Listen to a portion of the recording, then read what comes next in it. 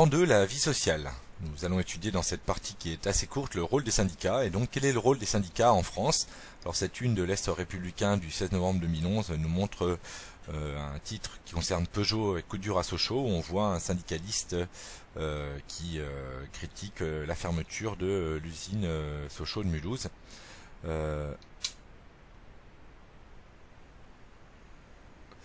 Ou un syndicaliste qui, devant le siège de Sochaux, critique le plan de licenciement de 6000 postes qu'il y avait eu chez Peugeot à cette occasion.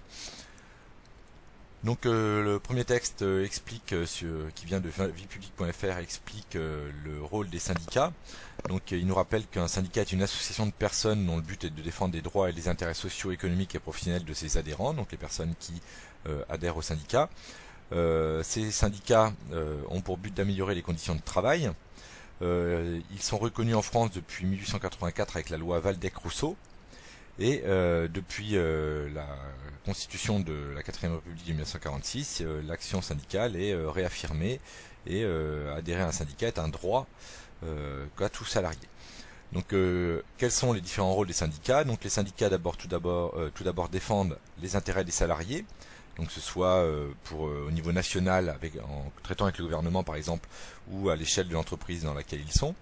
Ils transmettent les informations aux salariés d'entreprise sur ce qui se passe dans l'entreprise lors des comités d'entreprise. Et en cas de conflit avec un employeur, les syndicats, ils peuvent protester, alors soit en mettant en place un mouvement de grève, des manifestations, ou en faisant signer des pétitions. Donc les syndicats ont un rôle un peu plus méconnu, c'est-à-dire qu'ils font le dialogue social avec l'État et les employeurs. Et en fait, les syndicats les plus importants sont dits représentatifs, et ils peuvent signer des conventions collectives sur les conditions de travail au nom de tous les salariés. Donc de plus, les syndicats ont un rôle de gestionnaire des organismes sociaux, c'est-à-dire notamment les allocations familiales, l'assurance maladie ou les chômeurs, les retraites.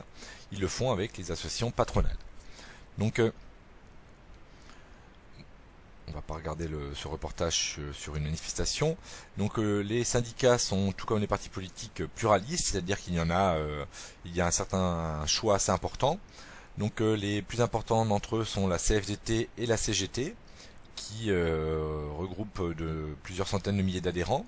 Ici vous avez les résultats des élections au Conseil des prud'hommes, qui sont les tribunaux qui jugent les problèmes entre patrons et salariés. Et donc les juges qui font ce jugement sont élus et sont extraits notamment des syndicats de salariés mais aussi de patrons. Donc autres syndicats connus, l'UNSA, Force ouvrière, la Confédération générale des cadres, la SFTC ou SUD par exemple. Ici syndicat patronal, le MEDEF qui est pour les grandes entreprises, il y a aussi la CGPME pour les petites et moyennes entreprises.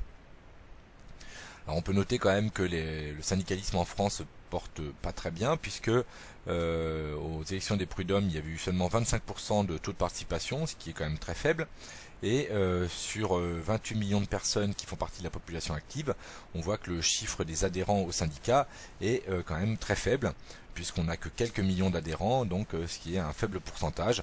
Donc les syndicats n'arrivent pas à fédérer autour d'eux énormément de salariés. Donc ce qui leur donne un poids finalement relativement faible dans notre société. Donc pour résumer, un syndicat est une association de défense des intérêts professionnels de ses adhérents. La liberté syndicale existe depuis 1884. Le rôle des syndicats est de, premièrement, négocier avec l'État et le patronat, ce qu'on appelle le dialogue social, manifester, faire grève pour faire avancer des revendications, défendre un ou des salariés en conflit avec leur patron, participer à la gestion de la sécurité sociale. Le syndicalisme en France est en crise car seulement 8% des salariés sont syndiqués. Ils ne représentent donc une petite partie de ceux-ci. Les principaux syndicats sont la CGT, la CFDT pour les salariés et le MEDEF pour le patronat.